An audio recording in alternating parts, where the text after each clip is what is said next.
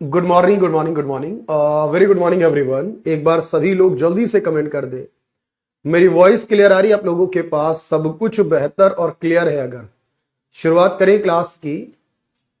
Good morning everyone.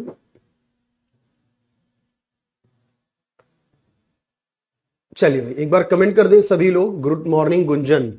चलिए, यानी सब कुछ बेहतर और क्लियर है। भाई हमने लास्ट क्लास क्या डिस्कस किया था? मुझे याद है कि टैक्सेशन पढ़ा था हम लोगों ने, और टैक्सेशन की एक क्लास की थी। मैंने कहा दो क्लास होंगी। तो टैक्सेशन की पहली क्लास में जो कुछ पढ़ा था मैं उसको एक बार क्विकली रिवाइज करा देता हूं 1 मिनट में। हमने बात की थी कि टैक्सेशन में डायरेक्ट होता है और इनडायरेक्ट होता है। Income tax, corporate tax, wealth tax, gift tax, ये डायरेक्ट होते हैं। GST, custom duty, excise duty, ये सारे इनडायरेक्ट होते हैं। कुछ ऐसा कहा था। फिर मैंने बताया था जो इनकम के बढ़ने पे टैक्स की रेट बढ़ जाए अगर, तो उसे प्रगतिशील कहते हैं, प्रोग्रेसिव कहते हैं। इनकम के बढ़ने पर टैक्स की रेट घटा दी जाए अगर, उसे रिग्रेसिव, प्रतिगामी कहते हैं। और अगर टैक्स की रेट का इनकम से कोई कनेक्शन ना हो तो उसको प्रोपोर्शनल कहा जाता है, अनुपातिक कहा जाता है। मैंने बताया केंद्र सरकार, राज्य सरकार और स्थानीय सरकारें टैक्स ले सकती है हमसे। और बताया मैंने आपको लीगल तरीके से अगर टैक्स को सेव किया जाए तो उसको अवॉइडेंस करना कहते हैं, बचाव कहते हैं। इलीगल तरीके से टैक्स बचाया यानी ब्लैक मनी की जाए तो उसको इवेजन करना, अपवंचन करना कहा जाता है। और अगर हम बात कर रहे हैं भाई इसके बारे में, याद रखिएगा जब हम टैक्सेस की बात कर रहे हैं और उसके अंदर मैंने बताया था कि एक्स्ट्रा टैक्स लगाया जाए लेकिन कोई स्पेसिफिक ऑब्जेक्टिव ना बताया गया हो तो वो सरचार्ज है। जब स्पेसिफिकली कहा जाए कि इसलिए एक्स्ट्रा ले रहे हैं आपसे तो वो हमारा क्या कहलाएगा? सेस कहलाएगा। जब हमारी जीडीपी बढ़े और जीडीपी के बढ़ने के साथ टैक्स रेवेन्यू उससे भी ज्यादा तेजी से बढ़े, जीडीपी बढ़ने पर जो टैक्स का रेवेन्यू वो और ज्यादा तेजी से बढ़े, तो सर उसको ये कहा जाएगा कि वो टैक्स बियोएंसी है। जो हमारी सैलरी पर हर महीने टीडीएस पैसा काट लिया जाता है टैक्स के नाम का, उसको टीडीएस कहते हैं, टैक्स डिडक्ट एट सोर्स कहते हैं। जो आईटीआर का मतलब होता है इनकम टैक्स रिटर्न, जब मैं आप पूरे साल की इनकम का रिकॉर्ड बनाता हूं और रिकॉर्ड सरकार को जमा करता हूं, उसको आईटीआर कहते हैं। इनकम रिकॉर्ड होता है एक तरह से आईटीआर करना। इसके अलावा मैंने आपको बताया था लाफर कर्व के बारे में कि ये टैक्स की रेट और टैक्स की रेवेन्यू के बीच का जो संबंध है कि टैक्स की रेट बढ़ने पर रेवेन्यू बढ़ता है शुरू में, लेकिन बाद में अगर बहुत ज्यादा रेट हो जाए तो गिर जाता है। इसे कहते हैं लाफर कर्व। और मैंने बताया था आपको कि एसएससी वो व्यक्ति है जिसकी इनकम टैक्सेबल कैटेगरी में आती है, क्योंकि हर इंसान की इनकम टैक्सेबल कैटेगरी के मेबल नहीं होती है।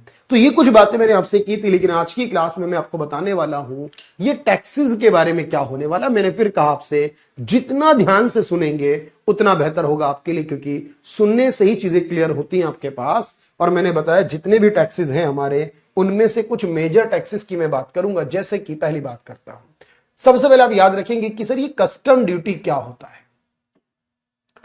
देखो इसमें एक लाइन में बात समझनी है, क्योंकि इससे आधा आपसे पूछा भी नहीं जाएगा, जिसे को कि हम हिंदी में सीमा शुल्क कहते हैं। भाई देखो, जब हम कोई भी चीज को एक्सपोर्ट या इंपोर्ट करते हैं, और जनरली तौर पर यह कहिए कि इंपोर्ट करते हैं, क्योंकि हम जब एक्सपोर्ट करते हैं तो सरकार टैक्स नहीं लगाती है, लेकिन भारत सरकार नहीं लगाती है एक्सपोर्ट पर, कोई दूसरी सरकार लगा सकती है। तो एक्सपोर्ट और इंपोर्ट पर जो लगने वाले टैक्सेस होते हैं बेसिकली किसी वस्तु के निर्यात या आयात पर, यह है टैक्स। वस्तु व सेवा के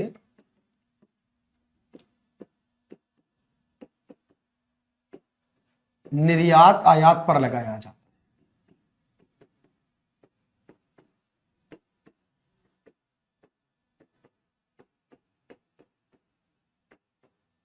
लगाया जाता है यानी it charge on export and import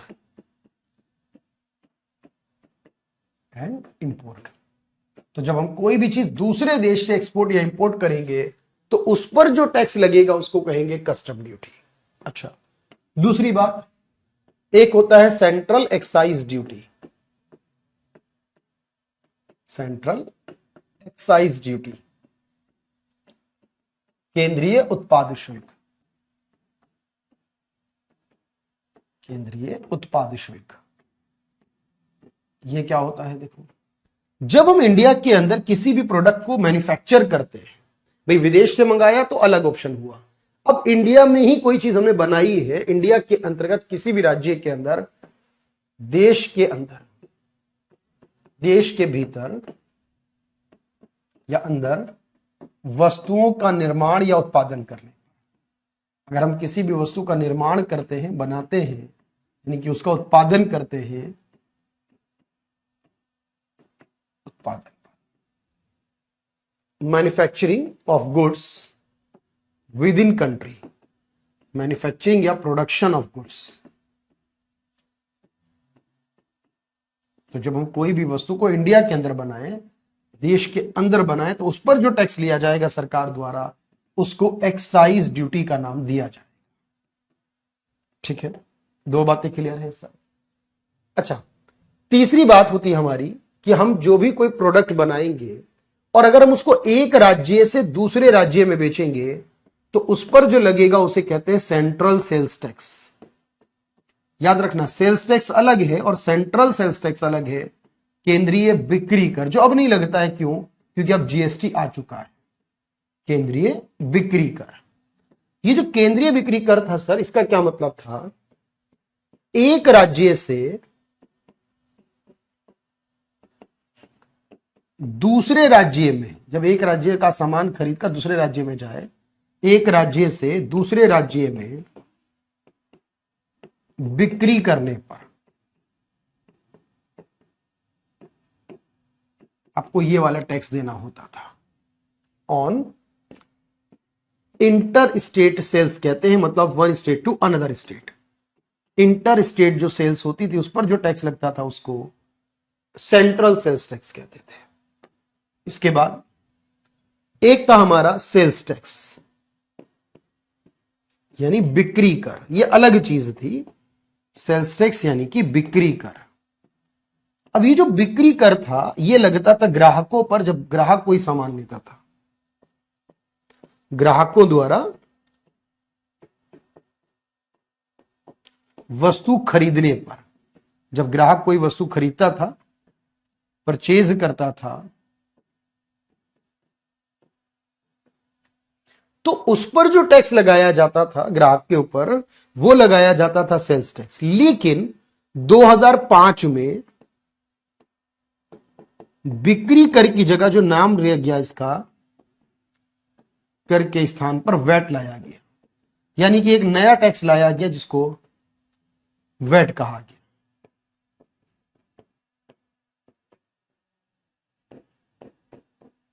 तो वैट, अगर ये पूछ लेता है कि वैट टैक्स जो तो किसकी जगह पर आया था, 2005 में वैट टैक्स जो था replace to sales tax in 2005। तो 2005 में ये बदल गया था इसका नाम, और अब ये बदल चुका है सर। अब ये भी नहीं लगता क्योंकि जीएसटी लगता है अब। तो वैट का मतलब था value added tax, value added tax, यानी जितनी बार कोई सामान बिकेगा उसमें हर बार वैल्यू ऐड होगी। भाई हर इंसान कुछ अपना प्रॉफिट कमाएगा, वैल्यू ऐड करेगा, जितनी बार वैल्यू ऐड होगी उसके अकॉर्डिंग उस पर टैक्स लगेगा, जिसको वैल्यू एडेड टैक्स यानी वैट कहा जाता था। तो ये कोई ग्राहक कोई सामान खरीदेगा on goods purchased by consumer होगा जब, तो उस पर सेल्स टैक्स लगेगा। तो पहले मेरी बात को बहुत ध्यान से सुनना। अभी मैं दो तीन चीजें और बता दूं पहले, फिर उसके बाद आपको मैं लिखने का टाइम दूंगा। सर ये चार बातें आपने बताई हैं, custom, export import, central excise, यानी इंडिया के अंदर कहीं मैन्युफैक्चरिंग हो रही हो, अगर सेंट्रल एक राज्य से दूसरे में बेचा जा रहा हो, और सेल्स टैक्स जब ग्राहक को बेचा जा रहा हो जिसको बाद में वैट कहा गया। और अब तो ये दोनों खत्म होकर जीएसटी आ चुका है, एक्साइज ड्यूटी भी खत्म होकर जीएसटी हो चुका है, लेकिन कस्टम ड्यूटी रहेगी विदेशों के लेन देन से, वो नहीं हटेगी अभी। अच्छा, अब इसके बाद एक होता है हमारे पास सर्विस टैक्स भी आया था, लेकिन अब जानते हैं सर सर्विस टैक्स अब नहीं है, खत्म हो चुका है, क्योंकि सेवाओं पर जो लगा करता था, वस्तुओं पर जो सेल्स टैक्स था। तो एक सर्विस टैक्स हुआ करता था, सेवा कर, अब ये नहीं रहा। क्यों? जीएसटी आ गया है, उसमें वस्तु और सेवा दोनों शामिल हो गई है, सेवा कर। तो सेवा कर किस पे था, याद रखना, ग्राहकों द्वारा सेवा प्राप्त करने पर, जब हम किसी ग्राहक को कोई सेवा देते थे तो उस पर जब वो बिल पे करता था उसमें टैक्स भी लगाया करता था। Tax on goods charged on services rendered by consumer. जब कोई भी ग्राहक या कस्टमर या कंज्यूमर सर्विस लेता था उस पर भी टैक्स लगा करता था, वो अलग से था। अच्छा, एक होता है इसमें टॉबिन टैक्स के नाम से, टॉबिन टैक्स। ये बहुत पूछा जा रहा है आजकल एग्जाम में, टॉबिन टैक्स कहते हैं इसे, हिंदी और इंग्लिश में टॉबिन टैक्स कहते हैं, टॉबिन टैक्स है। अब ये टॉबिन टैक्स क्या है, देखो, जब हम ये कहते हैं सर टॉबिन टैक्स का मतलब है कि जब हम विदेशी मुद्रा का लेन देन करते हैं, भाई कोई भी हम विदेशी मुद्रा जैसे डॉलर है हम उसको खरीदे या बेचे या बदले, विदेशी मुद्रा लेन देन करने पर जो अतिरिक्त हमसे टैक्स लिया जाता है ऑन फॉरेन करेंसी एक्सचेंज, तो बस इतना ही पूछेगा आपसे एग्जाम में। मैं गारंटी से कह रहा हूं, आपको बस सुनना और ध्यान से समझना है कि किस चीज पर कौन सा टैक्स लगेगा। फॉरेन करेंसी एक्सचेंज कर रहे हैं अगर हम, तो उस पर जो लगेगा उसको टॉबिन टैक्स कहा जाए। पहले तो मैंने आपको छोटे छोटे बताया, ये मत सोचिएगा कि सर इतनी सी बात में खत्म हो जाएगा, क्योंकि इन सारे टैक्सेस में मोस्टली अब जीएसटी में आ चुके हैं। तो क्योंकि जब जीएसटी पढ़ाऊंगा तो सारा समय उसी को दूंगा, एग्जाम में भी जीएसटी पर ही सवाल बनेंगे, तो एक्स्ट्रा मटेरियल में याद रखिएगा एक दो पॉइंट कि ये लगा करते थे और टॉबिन टैक्स था जो कि विदेशी मुद्रा लेन देन पर लगता था। अच्छा, इसके अलावा एक होता है सर हमारा जिसे कहते हैं गिफ्ट टैक्स। अब जो गिफ्ट टैक्स है वो ये है, इनकम टैक्स के अंदर आता है, जिसको उपहार कर कहते हैं। ये आयकर के अंतर्गत ही आता है, यानी कि कोई भी व्यक्ति है तो उपहार कर जो है उसको अलग से नहीं देना, लेकिन हां पहले हुआ करता था, अब ये उपहार कर जो है वो आयकर में शामिल कर दिया गया। यानी जो इनकम टैक्स हम देते हैं उसमें अगर हमें कोई गिफ्ट मिला है सर, तो उस गिफ्ट की वैल्यू को भी जोड़ा जाएगा, अलग से नहीं देना होता अब हमें। याद रखना, अगर कोई भी व्यक्ति है जो आपका रिश्तेदार नहीं है, if gift given by non relative, अगर जो आपका रिश्तेदार नहीं है, non relative, value above 50,000 rupees, और उसकी वैल्यू जो है वो 50,000 रुपए से ऊपर की है। अगर कोई इंसान जो आपका रिश्तेदार नहीं है और 50,000 के ऊपर का गिफ्ट है, तो फिर वो उस पर इनकम टैक्स लगेगा गिफ्ट कैटेगरी मानकर।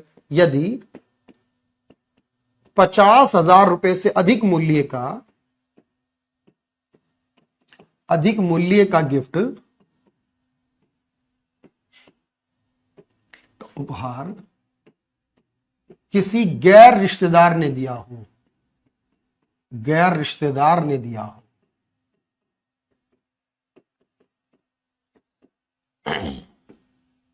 तो उस पर जो लगेगा उसको गिफ्ट टैक्स कहा जाएगा, जो इनकम में ही आता है सर। अच्छा, एक होता है वेल्थ टैक्स, होता था अब नहीं होता, इसको समाप्त कर दिया गया है, और वेल्थ टैक्स था एक 2015 में समाप्त कर दिया।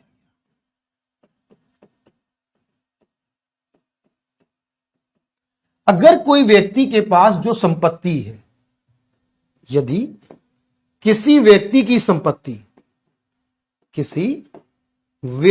संपत्ति जिसमें उसकी घर है, उसकी गाड़ी है, व्यक्ति की संपत्ति, घर, गाड़ी, पैसा यानी धन और ज्वेलरी, अगर किसी की संपत्ति ये सब मिलाकर 30 लाख रुपए से अधिक हो,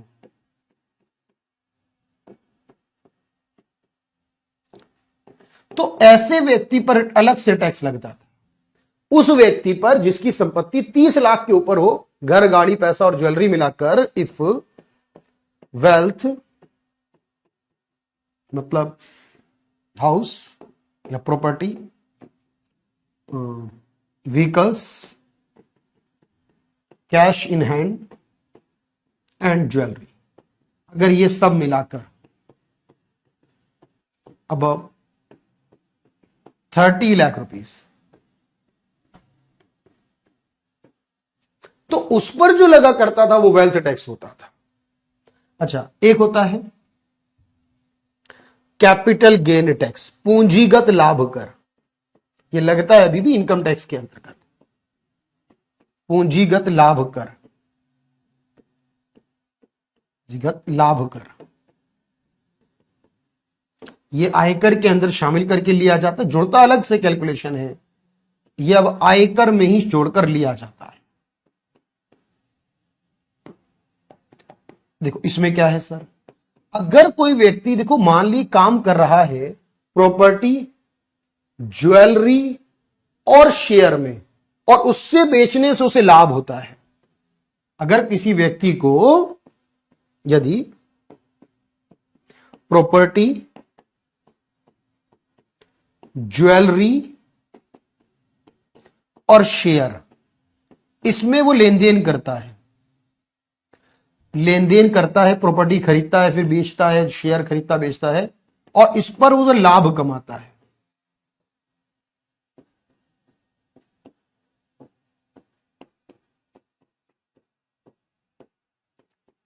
यानी कि किसी को प्रॉपर्टी, ज्वेलरी, शेयर को बेचने से लाभ होगा तो उस पर on profit from property, jewellery, share exchange करता और लेन देन करता।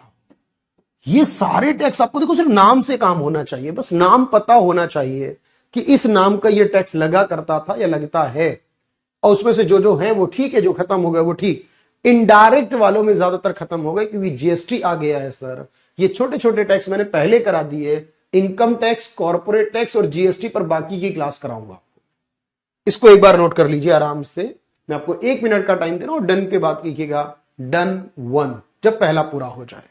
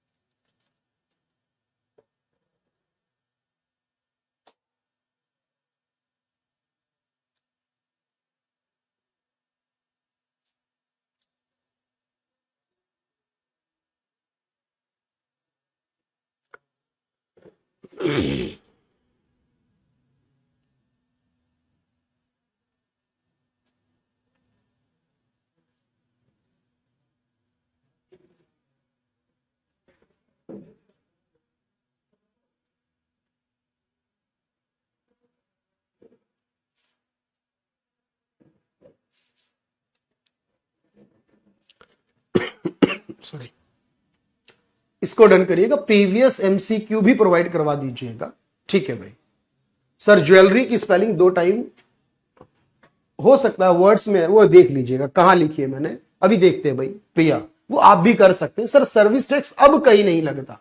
सर रेस्टोरेंट के बिल में तो मैंने सर्विस टैक्स भी ऐड करते हुए देखा, नहीं सर्विस नहीं होगा, जीएसटी होगा। सर्विस चार्ज हो सकता है, सर्विस टैक्स अलग है, सर्विस चार्ज अलग है। चार्ज जो होगा वो होटल वाले लेंगे, वो उनका हो गया। सर्विस टैक्स जो होगा वो सरकार लेगी, तो वहां जीएसटी होगा। तो सर्विस टैक्स नहीं होगा, सर्विस चार्ज हो सकता है, और उसके अलावा जीएसटी भी हो सकता है।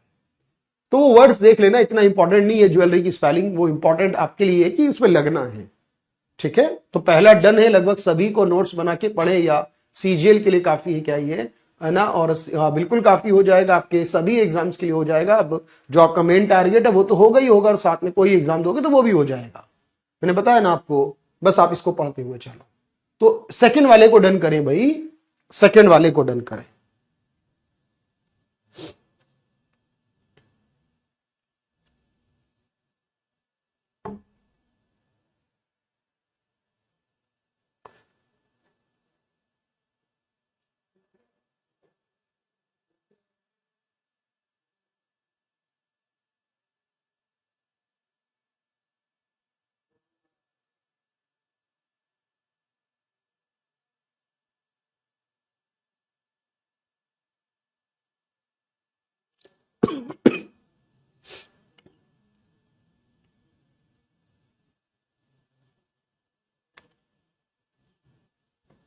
चलिए सर, टॉबिन टैक्स लगता है, टॉबिन खत्म नहीं हुआ चंचल, टॉबिन लगता है। और विदेशी, देखो जो विदेशी चीजें हैं, विदेशी हो गया ना, टॉबिन भी और जीएसटी और कस्टम ड्यूटी भी, ये लगता है।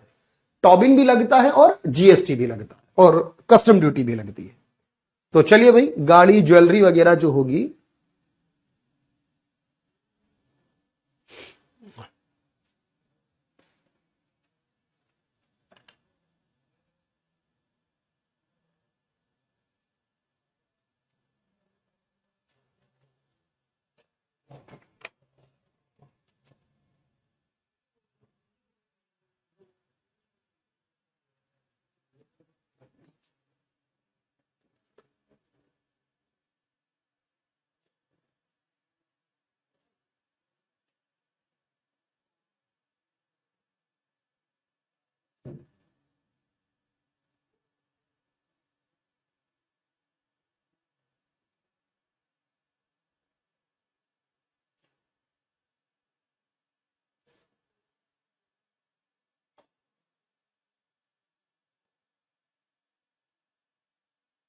चलिए अब आगे बढ़ेंगे और कुछ पॉइंट को देखेंगे। लगभग सभी का डन आ रहा है यहां तक, और कोई दिक्कत हो तो देख लीजिए दोबारा से, इसको समझ लीजिए भाई।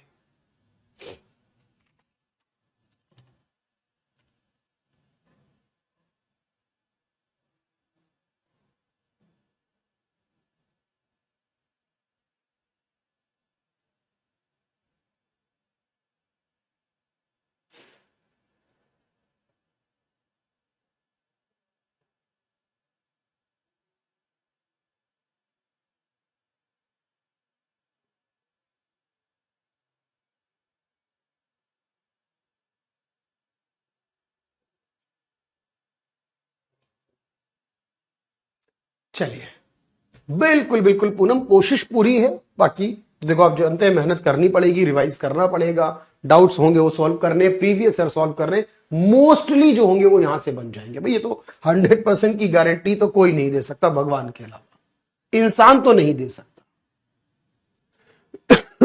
अच्छा भाई, देखिए भाई, अब अगली बात यह है कि सर एक हमारा लगता है इनकम टैक्स। इसमें थोड़ी सी बात समझिएगा ध्यान से। इनकम टैक्स, आयकर, देखो कोई भी व्यक्ति, पहले पूरी बात समझना, मैं हमेशा कहता हूं पूरी बात को ध्यान से सुनना, फिर मुझसे अगर पूछना अगर कोई बात हो तो। किसी भी व्यक्ति की वार्षिक आय पर, व्यक्ति की जो वार्षिक आय होगी, यानी एक साल में जो वो कमाएगा, वार्षिक आय जो होगी उस पर, on annual income of individual, on annual income of individual, कोई भी व्यक्ति हो एक साल में क्या कमा रहा है वो, उसके हिसाब से देखा जाएगा उसका इनकम टैक्स क्या होगा। पहली बात तो ये। दूसरी बात ये है, सारी इनकम देखी जाएगी, चाहे सैलरी की हो, बिजनेस की हो, ठीक है। यानी अकेला अगर वो कोई बिजनेस कमा रहा है, अब ये जो इनकम होगी, चाहे उसको सैलरी मिल रही हो या मजदूरी मिल रही हो, चाहे उसने रेंट से, हाउस प्रॉपर्टी कहते हैं, किराया वगैरह हो, चाहे उसने ब्याज कमाया हो, चाहे उसने कोई बिजनेस वगैरह करा हो अकेले, चाहे उसका कोई प्रोफेशनल कोई कॉन्सेप्ट हो, है ना भाई। कोई भी कारोबार अपना चला रहा है, प्रोफेशन, जैसे मैं पढ़ा रहा हूं, टीचर हूं, तो मैं भी इनकम टैक्स दूंगा। प्रोफेशन है, बिजनेस है, ब्याज है, किराया है, सैलरी है, इस तरह की चीजों पर। या उसको गिफ्ट मिला, मैंने कहा 50,000 के ऊपर वाला गिफ्ट मिला, कब? 50,000 के ऊपर वाला, और कुछ भी बात है, इन चीजों पर उसको क्या करना होगा, साल का जोड़कर देखना कितना मिला। याद रखना, कृषि आयकर पर, कृषि आय पर आयकर नहीं लगता। यह सवाल बार बार पूछा जाता है कि वो कौन सी इनकम है जिस पर इनकम टैक्स नहीं लगता। No, income tax on agriculture income, इसमें सारी इनकम ले ली हमने, लेकिन एग्रीकल्चर वाली जो इनकम है, जो किसान की आय खेती करने से हो रही है, उसको शामिल नहीं करेंगे। ये बात ध्यान में रखना। किसान की इनकम जो खेती से आ रही है वो नहीं करेंगे, बाकी सब इनकम जोड़ेंगे। अच्छा, अब उस पर टैक्स लगेगा हमारा। ये टैक्स लगेगा कैसे? देखो, इसका स्लैब ये कहता है, इसका रूल ये कहता है, अगर किसी की इनकम 3 लाख तक है, 1 साल की इनकम 3 लाख तक, तो उस पर कोई टैक्स नहीं है। अगर किसी की इनकम 3 लाख से लेकर, ये आपको एग्जाम में नहीं आएगा पूरा, वैसे बस ये पूछेगा कहां तक जीरो है, 6 लाख तक है, तो 5% उसकी इनकम का, 3 लाख छोड़कर बाकी जो बचेगी उसका 5%। अगर 6 लाख से लेकर 9 लाख तक है तो 3 लाख तक जीरो, बाकी जो इसके बीच 3 लाख, इसमें 5, और उसके ऊपर जो बचेगा उस पर 10। अगर किसी की इनकम 9 लाख से लेकर 12 लाख है तो 15%। अगर किसी की इनकम साल की 12 लाख से लेकर 15 लाख के बीच में है तो उस पर 20%। और अगर किसी की इनकम अबव 15 लाख है, 15 लाख से ऊपर है, तो उस पर 30% है। ठीक है, ये बात समझनी कि सबसे बड़ी स्लैब कितनी है। सबसे पहली बात 3 लाख तक जीरो है, और दूसरी बड़ी बात यह कि 15 लाख से ऊपर हो तो 30% है। और फिर मैंने आपको बताया इसके ऊपर सरचार्ज भी लग जाएगा। अगर सरचार्ज भी लगेगा, अगर कब लगेगा बताओ मुझे, मैंने पिछली क्लास में बताया था। और उसके बाद 4% का मैंने कहा था हेल्थ और एजुकेशन के लिए भी अलग से जाएगा। सरचार्ज भी लगेगा और हेल्थ और एजुकेशन के लिए अलग से जाएगा। यह सबके लिए होता है स्वास्थ्य व शिक्षा उपकर।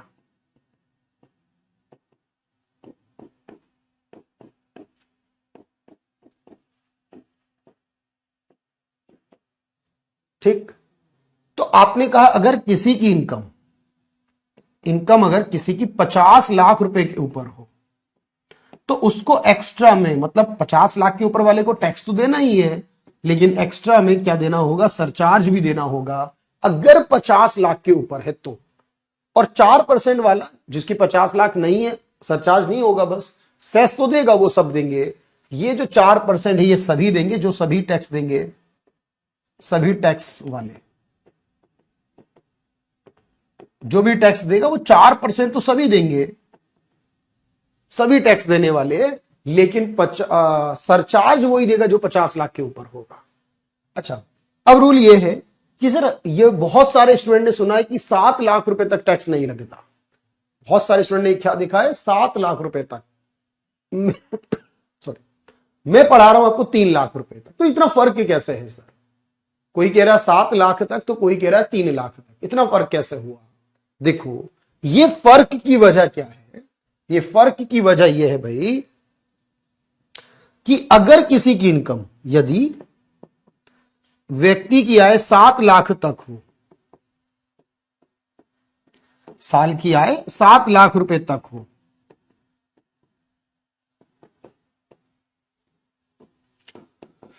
तो जो टैक्स बनेगा वो टैक्स माफ हो जाएगा। मतलब 7 लाख रुपए तक हो टैक्स माफ हो जाएगा, है ना भाई? बात समझ पा रहे हो? सर फॉर्म 80B तो नहीं देखा मैंने अब तक सुमन, कोई एग्जाम वगैरह में भी और देखा नहीं। 16A 16 26AS, है ना, ये सब तो देखे, 92 और चलिए। अच्छा, अगर 7 लाख, अब देखो ध्यान से सुनो सर, अगर कोई 7 लाख कमाता है तो उसका टैक्स बनेगा, और कोई 8 लाख कमाता उसका भी बनेगा, 3 लाख छोड़कर बाकी सब पर 7 लाख वाले का जो बनेगा वो माफ हो जाएगा। 8 लाख वाले का जो बनेगा सर, उसमें 3 लाख तक तो जीरो था, लेकिन बाकी सारा देना पड़ेगा। फर्क समझो सर। डायरेक्टली क्यों नहीं बोला 7 लाख तक माफ कर दो? क्योंकि 7 लाख तक माफ कर देते तो 8 लाख वाले का भी 7 लाख तक माफ होता। अब नहीं हो रहा, 7 लाख वाले का 3 लाख तक माफ है, बाकी 4 लाख भी माफ हो जाएगा, क्योंकि 7 लाख तक है। 8 लाख है क्योंकि तो 3 लाख तक ही जीरो है, पर उसके ऊपर फिर उससे ले लिया जाएगा। ये सरकार का खेल है भाई।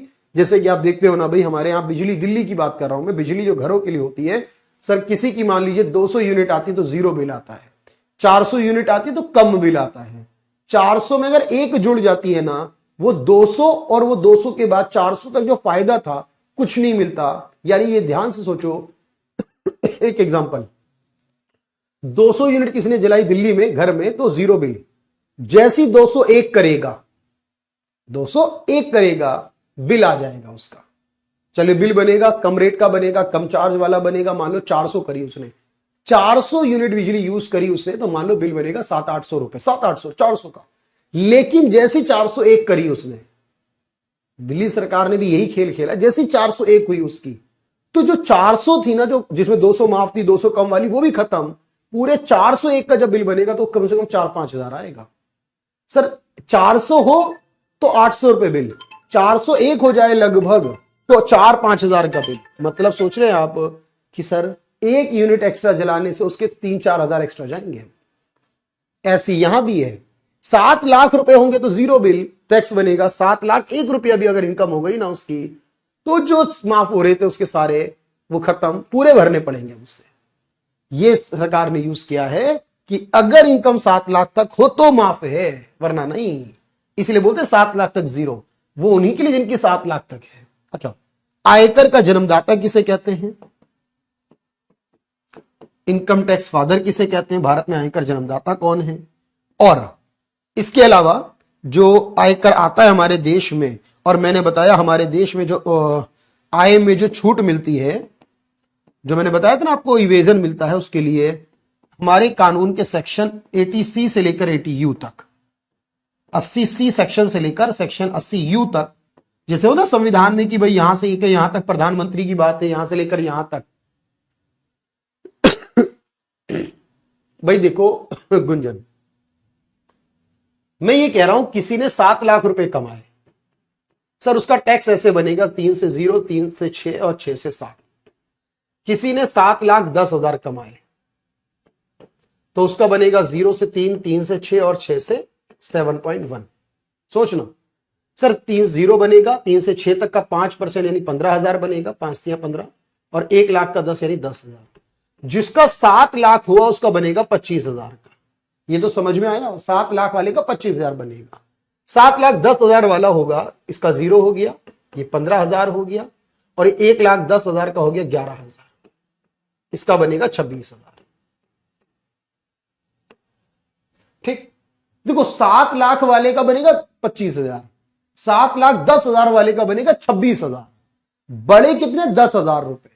लेकिन सर इसके 25,000 माफ हो जाएंगे पूरे, क्योंकि 7 लाख तक है, लेकिन इसको पूरे 26 भरने पड़ेंगे। सर इसने कमाए तो 10,000 एक्स्ट्रा, पर भरने इसे 26,000 एक्स्ट्रा पड़ रहे इसके मुकाबले, क्योंकि उसके लिए छूट खत्म हो जाएगी फिर। बस ये है सारी बात, ये है मेन बात हमारी। चलिए भाई, अच्छे से बात अब समझ में आ गई होगी कि ये माफी की बात जो है वो कहां तक सही है। इस प्रकार से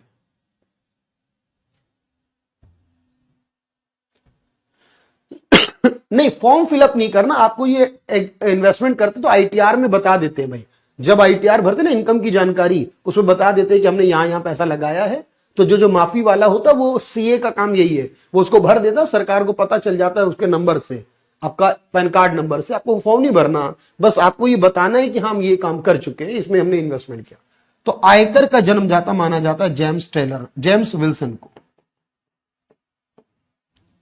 जिन्होंने पहला बजट भी पेश किया था देश में। उनको हम आयकर का जन्मदाता मानते हैं। और हमारे कानून, जो इनकम टैक्स कानून है 1961 वाला, उसके तहत सेक्शन जो लिया 80C से लेकर 80U तक, उसमें सारी बातें बताई गई कि जीवन बीमा कराओगे तो कितनी छूट मिलेगी, पीपीएफ खाता खुलवाओ तो कितनी, एफडी कराओ तो कितनी, लड़की का सुकन्या योजना कराओ तो कितनी। ये सब बातें जो है वो इसमें सेक्शन में दी गई है। छूट के बारे में सारी बात यहां दी गई है, डिडक्शन के बारे में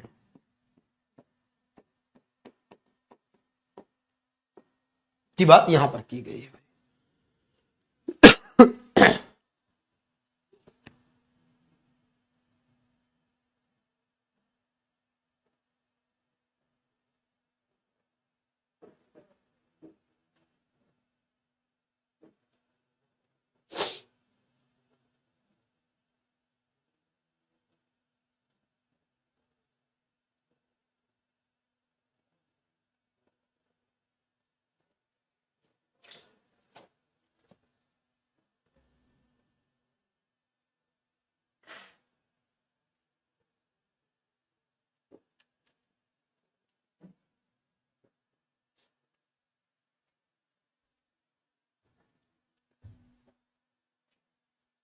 चलिए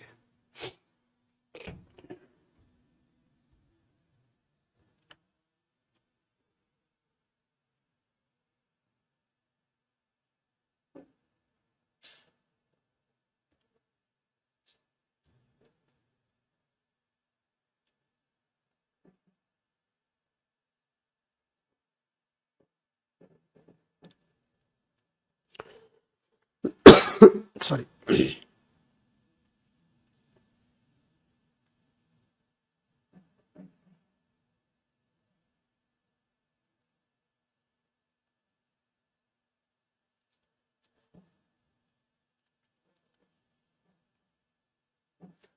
सीजीएल में चलिए भाई,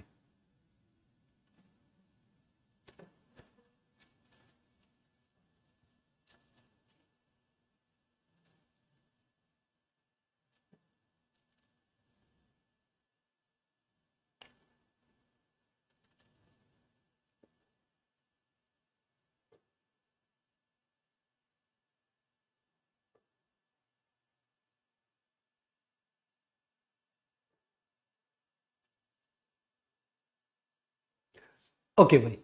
तो वो 4% देगा सर, 7 लाख वाला होगा तो जीरो बनेगा, और जब उस जीरो का 4% बनाओगे वो भी जीरो बनेगा। प्रिया, 7 लाख वाले का जो बनेगा वो जीरो बनेगा, वो माफ हो जाएगा। ठीक है, चलो। अच्छा, एक होता है कॉर्पोरेट टैक्स। कॉर्पोरेट निगम कर,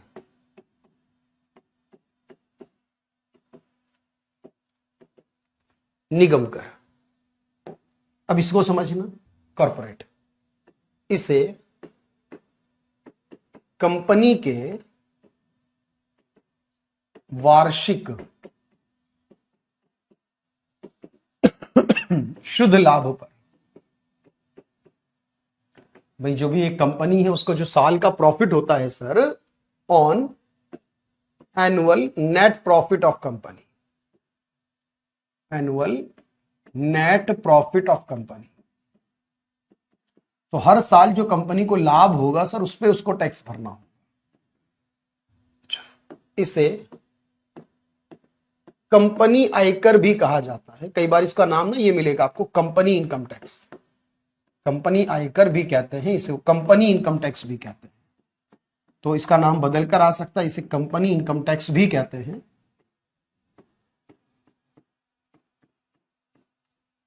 कंपनी आयकर भी कहते हैं। वो व्यक्ति का आयकर और ये कंपनी का आयकर, बात वही है सर दोनों। अच्छा, इसमें क्या है, अगर कोई विदेशी कंपनी है, कोई विदेशी कंपनी जो भारत में है यानी, तो उस विदेशी कंपनी को अपने लाभ का 40% टैक्स भरना हो।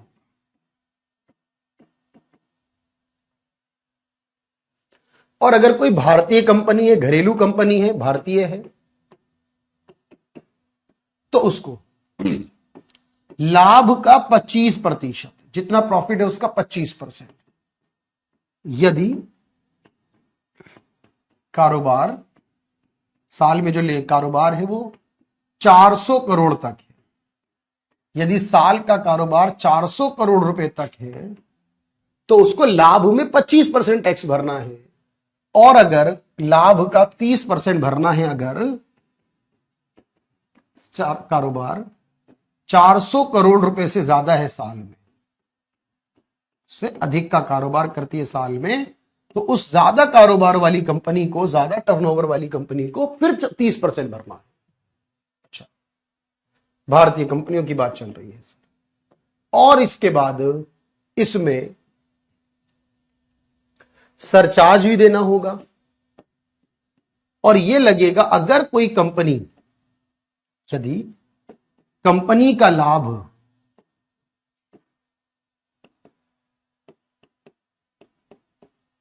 1 करोड़ रुपए से अधिक है, 1 करोड़ रुपए से ज्यादा है, तो उसको एक्स्ट्रा में सरचार्ज भी लगेगा। ये तब जब 1 करोड़ के ऊपर होगा उसका प्रॉफिट। और 4% हेल्थ और एजुकेशन का भी लगेगा इसमें। और उसके बाद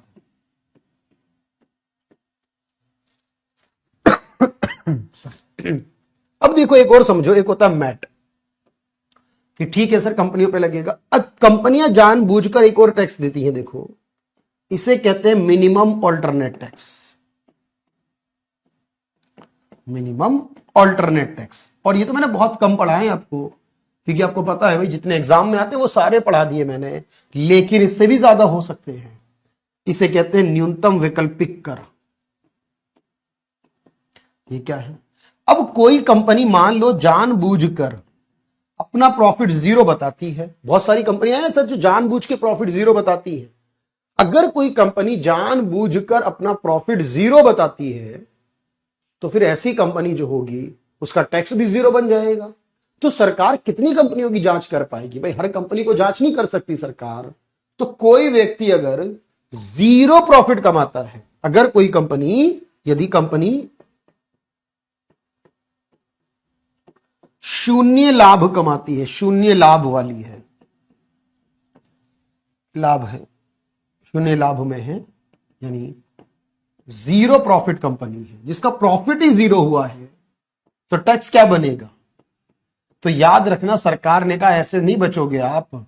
अगर जीरो भी प्रॉफिट होगा तो हम पुराने इतिहास के हिसाब से और जो आपके बाकी खर्चे उनको देकर बनाएंगे, और तो तब भी आप लोगों को 15% टैक्स भरना होगा ऑफ बुक प्रॉफिट। यानी उसके जो पुस्तक प्रॉफिट है, यानी कि हम उसकी इनकम देखेंगे, खर्चे देखेंगे, भाई उसने खर्चों को बढ़ाया होगा बीच में और जीरो करा होगा जानकर टैक्स बचाने के लिए, तो उसके बुक प्रॉफिट का हम 15% लेंगे। तो यानी जीरो प्रॉफिट वाली कंपनी भी अब बच नहीं सकती है। तो पूछे कि जीरो प्रॉफिट वाली कंपनी हो अगर, जीरो कारोबार वाली कंपनी हो अगर, और फिर उसको टैक्स भरने की बात आए तो वो ये वाला टैक्स लगेगा। यानी या तो प्रॉफिट कमाओ तो ये लगेगा, और प्रॉफिट नहीं बताओगे तो ये लगेगा। दोनों बातों में से एक ही लगेगा, दोनों नहीं लग सकते, तो कोई एक लगेगा इसमें से। अच्छा, मैं आप लोगों को ये इन्फॉर्म कर रहा था करंट अफेयर्स को लेकर, वैसे उस दिन मैं भूल गया बात करते हुए कि सॉरी, करंट अफेयर की जो रेगुलर क्लासेस हैं आपकी वो दोबारा से रिज्यूम हो चुकी हैं, यानी करंट अफेयर क्लासेस चलती हैं आप लोगों के पास, और ये आपको मिलेगी कैरियरविल एसएससी 2024 यूट्यूब चैनल है, कैरियरविल का ऑफिशियल चैनल है, और कैरियरविल के इस चैनल पर आपको डेली सुबह 6:30 बजे करंट अफेयर की क्लासेस लाइव मिलेंगी। उसकी पीडीएफ को जो टेलीग्राम चैनल पे मिलेगा उसका लिंक वहां मिलेगा, आपको उसको देख सकते हो। और डेली करंट अफेयर क्लास में आपको जीके जीएस भी स्ट्रांग हो जाएगी आपकी ऑटोमेटिकली, वो भी डिस्कस करते हुए चलेंगे। तो चलिए भाई इसको याद रखिएगा, और हमें पूरी जानकारी समझनी है कि मैट टैक्स क्या होता है।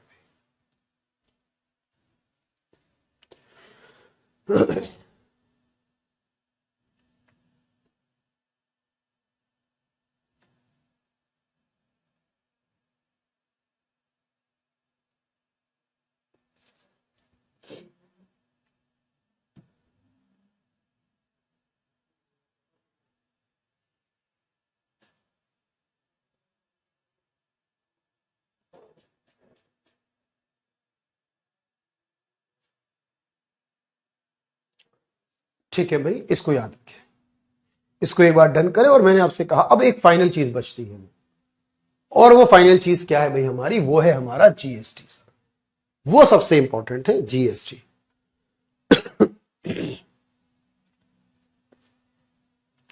जो सबसे इंपॉर्टेंट है वो है जीएसटी। क्यों? क्योंकि ज्यादातर टैक्सेस, अच्छा डायरेक्ट वाले, इनडायरेक्ट वाला कोई नहीं, डायरेक्ट वाले खत्म करेंगे और उनकी जगह जीएसटी लाया गया सर। कब से स्टार्ट है करंट अफेयर? 3-4 दिन हुए हैं अभी, 3-4 दिन ऑलरेडी हो चुके हैं। उसकी वो प्लेलिस्ट में जाओगे तो मिल जाएगी वहां पर प्लेलिस्ट जो होगी, और उसके अलावा आपको ये पूरी इंफॉर्मेशन आपको लगातार मिल रही है, जो उसको ध्यान में रखिएगा।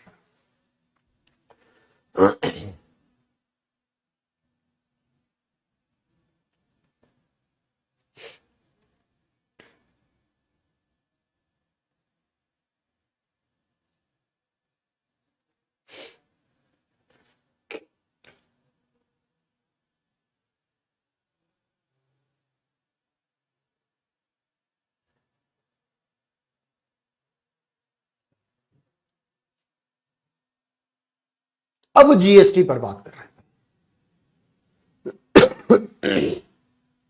हैं। सॉरी भाई, आज थोड़ा सा ना एक्चुअली प्रॉब्लम है थोड़ी सी। हाँ भाई, तो ये है सबसे बड़ी बात। अब जो मैं बात करूंगा अगले 10 मिनट मेरी बात सुनिएगा ध्यान से, और हम बात जीएसटी को लेकर करेंगे सर। अभी देखो फैक्ट बातें पूछी जाती है। सबसे पहले जीएसटी किस देश में आया था? फ्रांस में। जीएसटी के लिए कौन सा संविधान बिल पेश किया गया था? 122 नंबर का। जैसे अभी आपको याद है नारी शक्ति वंदन अधिनियम, जो कानून लाया गया महिलाओं के सशक्तिकरण को बढ़ाने के लिए कि लोकसभा और विधानसभा सीटों में 1/3 33% सीट रिजर्व होंगी महिलाओं के लिए, वो 128वां बिल था और 106वां कानून पास हो गया, 106वां संविधान संशोधन पास हो गया। इसी तरह जीएसटी जो बिल आया था 122 नंबर का बिल था वो, और 101वां नंबर उसके पास होने का रहा था। पूछेगा जीएसटी किस तारीख से लागू हुआ था? जीएसटी जो आया है उसमें फैसले कौन करता है, जीएसटी कितना परसेंट लगता है, ये सारी बातें हैं। अगर जैसे जीएसटी का नंबर लेंगे कोई बिजनेस वाले तो उसको कितने नंबर का जीएसटी नंबर मिलेगा।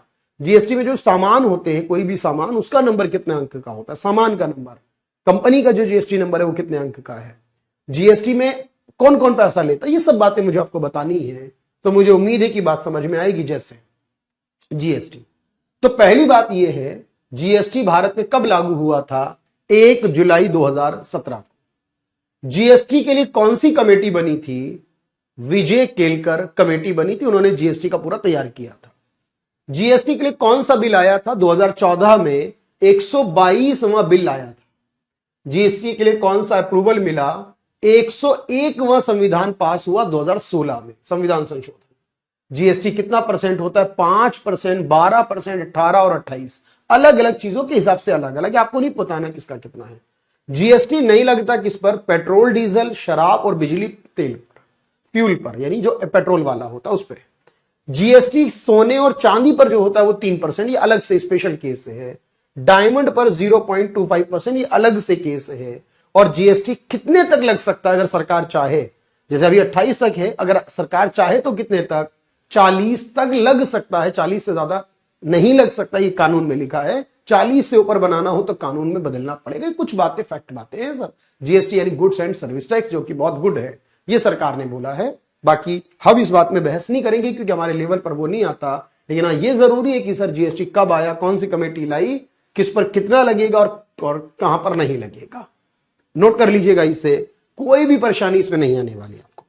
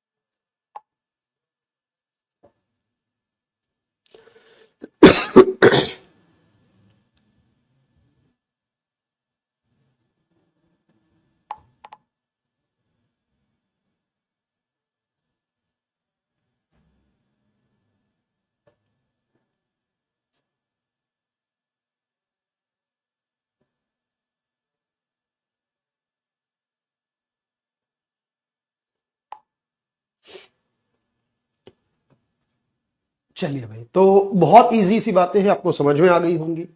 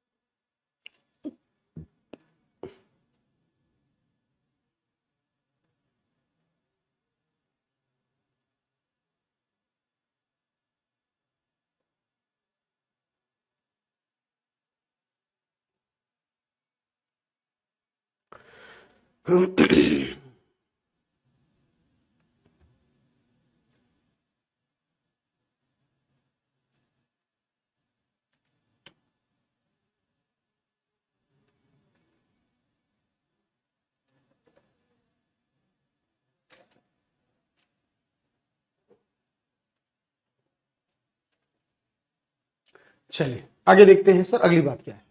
अच्छा, जीएसटी राज्यसभा ने कब पास किया था, लोकसभा ने कब किया था? सेकंड पॉइंट, जीएसटी कमेटी के चेयरमैन थे। हाँ बिल्कुल वही बात है सुमन, जीएसटी कमेटी चेयरमैन मतलब जीएसटी कमेटी बनी थी जो विजय केलकर थे, वो विजय केलकर नाम है, वो कमेटी के चेयरमैन थे।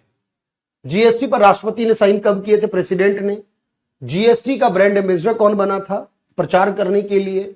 जीएसटी में जो कानून है देखो, उसमें सेंट्रल गवर्नमेंट के लिए है, स्टेट गवर्नमेंट के लिए होगा, और साथ में जब कोई ऐसा कानून होता है, कोई ऐसी चीज होती है ना जो दो राज्यों की होती है, जैसे ऑनलाइन शॉपिंग, भाई आप यूपी में रह रहे हो, बिहार से शॉपिंग कर रहे हो, फॉर एग्जांपल बिहार में रह रहे हो, चेन्नई से कर रहे हो, तमिलनाडु से, यानी तो ऑनलाइन शॉपिंग में या कोई ट्रेन का टिकट करने में या कोई ऐसी चीज जो दो राज्यों वाली होती है, तो याद रखना वहां इंटीग्रेटेड, ये कानून है जीएसटी के तहत। जीएसटी में जितना भी मिलेगा 50% केंद्र सरकार लेगी, 50 राज्य सरकार लेगी।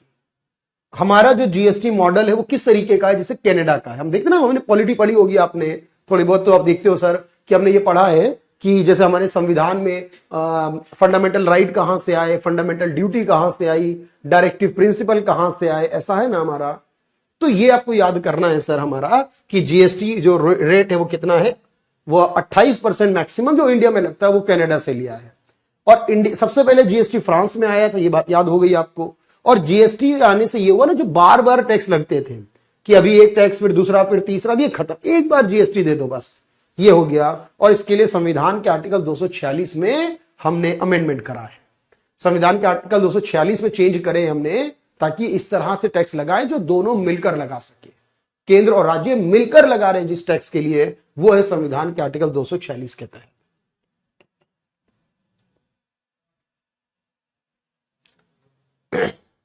फैक्ट बातें हैं इसके अंदर।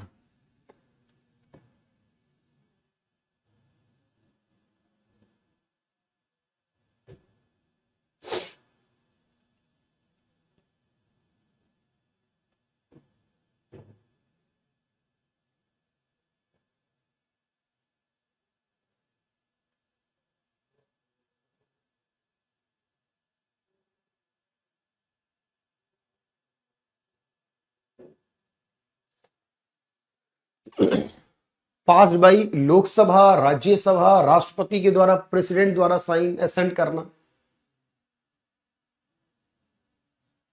है ना भाई।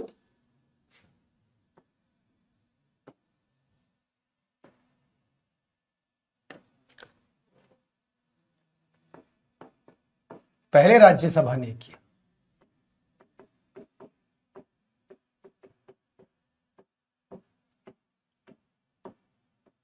फिर लोकसभा ने किया,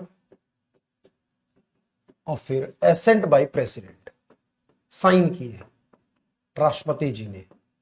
संविधान में संशोधन राष्ट्रपति के बिना हो ही नहीं सकता ना भाई। एम्बेसडर बनाया, इसमें टैक्स लगाया, केंद्र को हिस्सा मिलेगा, राज्य को मिलेगा, और दोनों मिक्स करके भी लग सकते हैं, है ना। बहुत छोटी सी बातें हैं ये।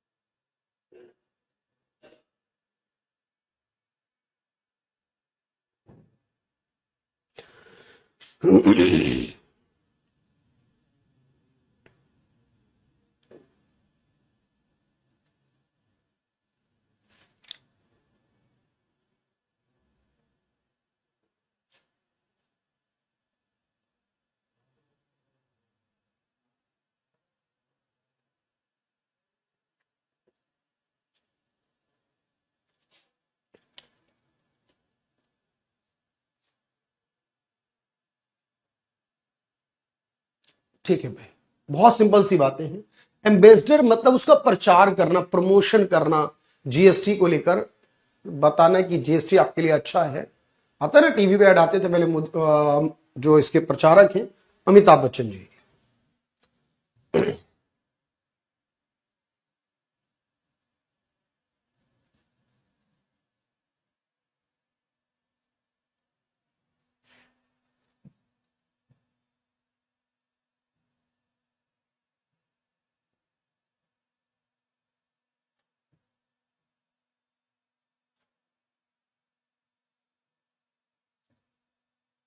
चलिए भाई, तो सबसे पहले देश फ्रांस था सर। इसका आधा केंद्र के हिस्से में और आधा राज्य के हिस्से में जाएगा, जो भी पैसा आधा आधा बटेगा। अच्छा, एक बात और समझो, समझ लो बस। सबसे पहले जीएसटी को जो पास किया था वो असम ने किया था। जीएसटी में एक एचएसएन कोड होता है जो वस्तु का होता है। कोई भी सामान होता है ना, जैसे आपने अभी हमने लिया अपने एडमिशन, उसका भी एक कोड होगा, उसे HSN या SAC कहते हैं। HSN मतलब हार्मोनाइज सिस्टम ऑफ नोमेनक्लेचर, यानी हर एक सामान का, कपड़ों का, जूतों का, है ना, खाने पीने की चीजों का, गोल्ड का, हर चीज का एक जीएसटी में एक HSN होता है कि कौन सी वस्तु आपने ली है। दोबारा हो जाएगा, वेट कर लेते हैं 1 मिनट। अच्छा, जीएसटी नंबर अगर आप लोगे, जैसे आपने अभी कैरियर से लिया तो उसमें जीएसटी नंबर आ रहा होगा, जो स्लिप बनेगी आपकी, ऑनलाइन बनेगी जनरली, या कहीं से कोई शॉपिंग करी होगी आपने, तो जीएसटी नंबर होगा ना उस कंपनी का, 15 अंक होंगे, ध्यान रखना। उसमें पहले 2 ये होंगे, बताएंगे आपका राज्य कौन सा है। हमें याद नहीं कर रहा ये राज्य कौन से कोड है, बट हमें पता है पहले 2 से राज्य का कोड पता चलता है, फिर 10 से पैन नंबर पता चलता है, जिसने बनवाया उसका पैन नंबर, उस कंपनी के, उस व्यक्ति का। फिर एक बताता है कि उसकी कितनी कंपनियां हैं उस नंबर पर, उस पैन कार्ड नंबर पर कितनी कंपनियों का रजिस्ट्रेशन है। फिर एक जेड होता है, वो हमेशा जेड रहता है, हमेशा हर किसी का बाय डिफॉल्ट जेड होता है। और जो एक एरर रिडक्शन के लिए रहता है, ये बात समझना ध्यान से, 15 अंकों का रहता है जीएसटी का कोड। अच्छा, जीएसटी तभी न अनिवार्य होगा कोई भी बिजनेस के लिए जब उसका साल का 40 लाख का कारोबार होगा या सर्विस में 20 लाख से ऊपर कमाता होगा। सर्विस देने वाला 20 लाख के ऊपर कमाएगा और मैन्युफैक्चरिंग करने वाला 40 लाख के ऊपर, तभी उसका जीएसटी नंबर लेना है उसे। इससे कम वाला चाहे तो ले सकता, वरना जरूरी नहीं है भाई, ध्यान रखना मेरी बात। अच्छा, एक और बात समझो, यहां पर जीएसटी में जो आपका होगा, जीएसटी में जो नंबर मिलेगा आपको, मैंने बताया 15 अंक का जीएसटी नंबर होगा, और जीएसटी के जो फैसले होंगे वो जीएसटी काउंसिल करेगी, जिसको जीएसटी परिषद कहते हैं। मतलब ना प्रधानमंत्री करेगा ना राष्ट्रपति करेगा, जीएसटी का फैसला कौन करेगा? एक संस्था जो हमारे संविधान के आर्टिकल 269 279A में आती है, और उस 279A के तहत एक संस्था बनी हमारी, वो संस्था फैसला करेगी जीएसटी किस पे कितना लगना, जिसमें वित्त मंत्री जो होंगी वो अध्यक्ष होंगी। याद रखना, 279A के तहत बनाए संविधान में है 33 मेंबर होंगे, केंद्र के और राज्यों के मंत्री होंगे, लेकिन जो अध्यक्ष होगा वो वित्त मंत्री ही होगा। और यहां जो भी फैसला होगा वो 75% मतलब 3/4, 4 में से 3 राजी होने चाहिए, 75% वोट से होगा। और यहां पर केंद्र सरकार जो वोट करती है वो 1/3 हिस्सा मानते हैं उसको, और राज्यों का हिस्सा 2/3 है। मतलब सारे राज्यों के द्वारा जो पावर होगी वो 66 या 67% बनेगी, और केंद्र की 33% बनेगी। और फैसला करने के लिए 75% वोट चाहिए, यानी जो 51% या 50% होता है उससे नहीं चलेगा काम। जो 50 या 51% होता है उससे काम नहीं चलेगा, बल्कि यहां पर क्या करना होगा आपको, यहां 75% वोट मिलेगा जब तो फैसला होगा। इसलिए आपसे कहा जीएसटी के सारे लेन देन ये देखती है, 15 अंकों की डिजिट, ये बस आपको मेंशन करना है। अब तो मैंने बताई हर एक चीज याद रखनी है आपको। पहले इसको डन, जिसका नहीं हो पाया वो कर लेगा, और बाकी दोनों स्लाइड भी मैं आपको पीडीएफ फॉर्म में देने वाला हूं, और उन पीडीएफ में भी आप मेंशन जरूर करिएगा जो बात आपको पता होनी चाहिए, जरूरी है जो।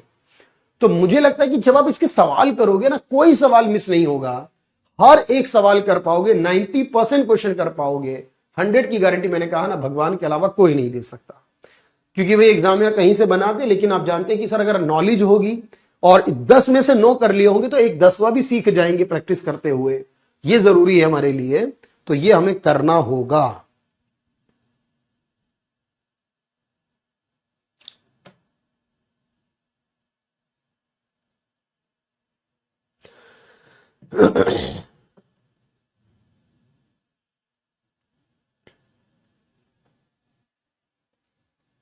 चलिए, इसको लिख सकते हैं, इसके बाद इसको भी लिखेंगे भाई, और फिर लास्ट वाले को लिखेंगे। तो आज के लिए इतना है, बाकी आपको मिलता रहेगा। मैंने कहा लगातार पढ़िए, अच्छे से कवर अप करिए, जल्दी चीजें पूरी कर लेंगे, टाइम नहीं लगाएंगे भाई। Thank you everyone, thank you so much.